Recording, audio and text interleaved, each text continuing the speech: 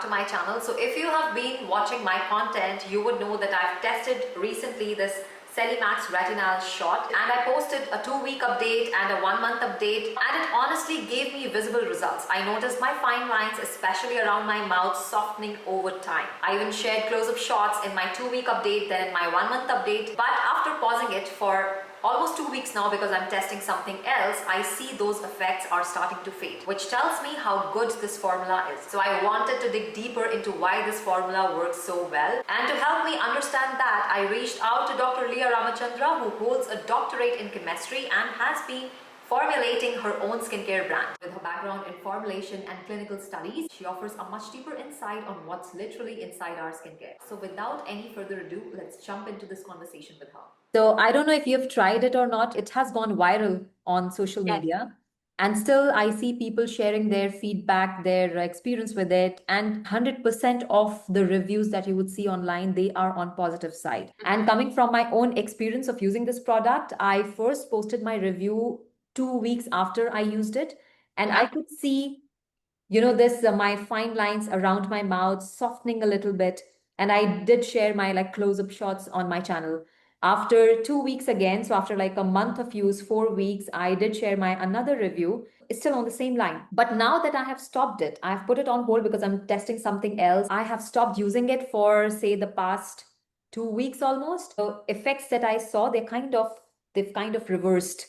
So I can see the fine lines still getting in the same kind of, depth, and they're not as soft as they were while I was using this. So I thought, why not, discuss it with you? You are the expert and you would know more than, what we know as consumers. When you lean into ingredients and how they interact with each other, I think that's where I would like your expertise and your knowledge. If you have seen the ingredient list, like the top line, it has retinol 0.1%, panthenol 1%, Matrixyl 3,003%. You mentioned this a few weeks ago, let's talk about this. I was super excited because I haven't used it. As you know, I'm super careful what I put on my skin because I have extremely sensitive skin.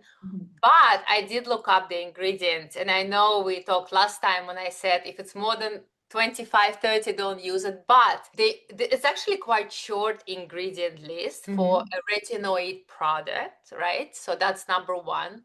And the ingredients just overall, and I think that's why you're seeing improvements, are really good. So everything that's in there are good ingredients. And we can talk why do you see improvement and why you stop seeing it when you stop using it. So I think it also goes back to the ingredients. First, to start with, retinol is stronger than retinol, right? So again, and 0.1% is also quite high concentration. So if you've never used retinol and you start with this product, you may see some irritation, right? Some redness, irritation, especially if you use it every day. So I think for people who have allergy sensitive skin, you have to be careful, and they may see not great results only because they've never used retinol, right? Because it's retinol goes to retinol and then goes to retinoic acid. So you have to be quite experienced with retinol to be able to use it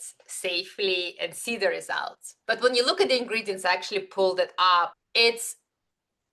What the good thing is that ingredients such as niacinamide and glycerin, which I mentioned before, my holy grail ingredients are, glycerin is number 3, niacinamide is number 5, which means that it's in high concentration and it's super active. So you probably see huge result just because of those 2 ingredients, And again, with niacinamide, you don't want to go too high concentration because it can give you irritation.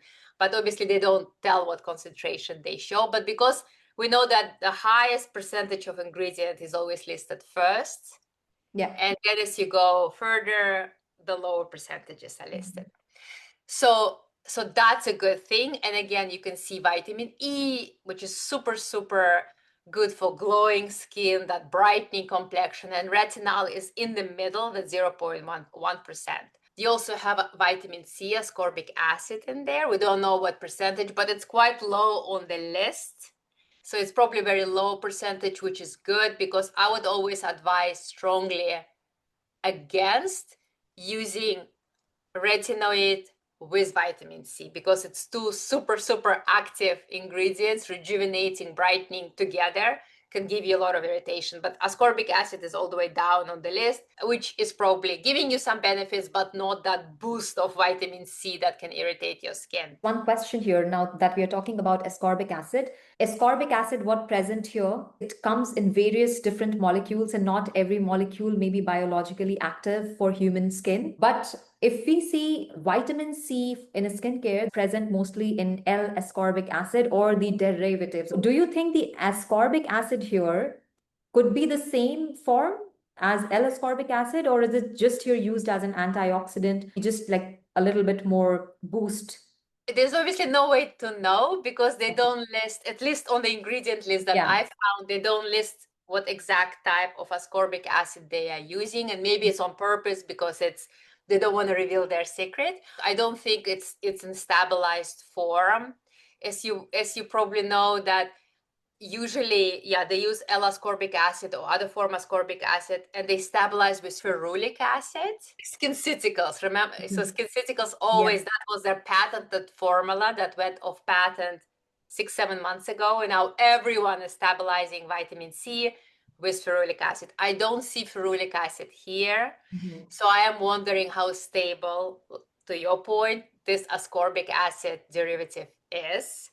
So it's probably in a very low concentration, if it even works, but I'm sure because they have also quite a lot of preservatives. So I think it's just a very low concentration to kind of boost the effect of retinol. Let's talk about the good things. So the good things, yes, they have like obviously glycerin, niacinamide, they have vitamin C, they have retinol in a good concentration. So that's all really good ingredients. And then they have all these active peptides, right? You have tripeptide 1 and 7, but they're all the way at the ends. So we have no way to know whether it's a concentration that truly will do something to your skin, or it just sprinkled in a batch of thousands of creams. But coming back to this, on the packaging here, it says Matrixyl 3003%. This is the Matrixyl 3000 is the combination of the last two ingredients on the list. I'm just wondering now, they say it's 3%, but retinol is listed above this, which is just 1.1%. And usually, if we read the ingredients by the order, it's in the decreasing order of the percentage, right? How does that work here? Like it says 3% here, but in the list, it's right at the end. That's a good question. So because I don't have the packaging in front of me, sometimes also what you see in many products where they have the active ingredient on top, and then the ingredient list just shows all other ingredients. So maybe that's 3% are other peptides. It's very hard sometimes to read this ingredient list. And when I don't know something, I write to the manufacturer to say, okay, what are the percentages? They often will not share. Sometimes it's hard to dissect. But coming back, so I think what the results you saw, the good results, while you were using is, of course, those active ingredients. Also, the results that you saw, that you said my lines disappeared, is because the rest, the 80%, the rest of the ingredients that they use are actually very good humectants, so moisturizers, silicas, silicone base that fill those laughing lines temporarily while you're using it. So because when you look at caprylic, capric, triglyceride, I'm looking at butylene glycol, it's all solvents, it's all like moisturizing solvents that help attract water, right? That kind of plump your skin, that fill those wrinkles. They also use polymers, like stabilizing polymers, emulsifiers. I'm just looking at like carbamide, thickeners. So a lot of those, the rest of the ingredients are all those ingredients that help to plump your skin. So while retinol will help long term, like you said, oh, I still feel the benefits, but I don't see that plumping effect. That plumping effect, that wrinkle filling effect is what you see while using is from all those other ingredients that are really good at what they put in there, but they all give you that temporary effect while you are using it. The brand says they've used liposomized retinal in this formulation. Now, how does liposomal encapsulation here in this formulation affects the stability, penetration, and the irritation profile compared to other standard OTC retinol formulations? If they truly used what they say, which I think that's what they've done, obviously it's much more stable. So that's number one, which is great because sometimes we know that when you buy retinol OTC, like over the counter, not prescribed, that it can be quite unstable, right? Depending how you store it, how much it's exposed to the sun, it degrades in the sun, in the heat, etc. The way they used it, supposedly it will be more stable. Plus, also looking at their formulation, they use a lot of stabilizers as well. That probably will stabilize retinol even further. And because it is that type of formulation, the release of retinol will be slow and gradual and not all at once. That potentially can help, especially when you have sensitive skin, with not having as much irritation as with the normal retinoids. That's a really good formulation when you can encapsulate retinol or any other active ingredient. The formula contains the palmitoyl tripeptide 1 and the palmitoyl tetrapeptide 7, which is called the combination Matrixyl 3000.